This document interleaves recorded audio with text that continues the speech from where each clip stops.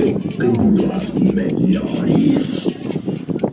Agora vamos para a terceira etapa, já instalado aqui na barraquinha, os equipamentos em cima da mesa, iPod já fazendo o seu trabalho.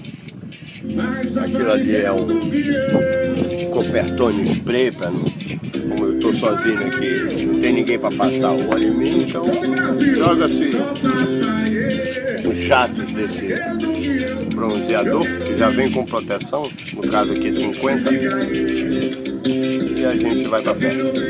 Aqui do lado do balde, tem 7 cervejinhas dessa aqui, a 20 pratas, os 5 da travessia, mais 5 da volta, só aí você já deixa R$30 aqui. Talvez seja isso que justifique a ausência de turistas na praia, afinal o real não está fácil de ganhar, está muito valorizado e a grana está curta, meu amigo.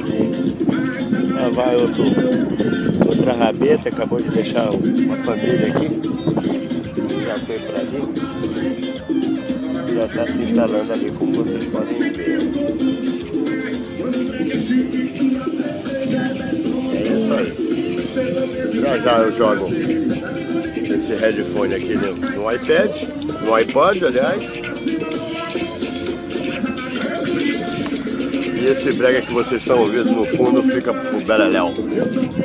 Vai pastar em outra freguesia, não no meu ouvido. Muito bem, tá aqui, ó, o que eu falei. Daqui a pouco a gente pede um tira-gosto. Vou ficar beliscando aqui com a cervejinha bem gelada. Aqui a cerveja está devidamente no gelo, tá vendo? Um cigarrinho de vez em quando. Ó, eu estou abastecido aqui. Um abraço a todos.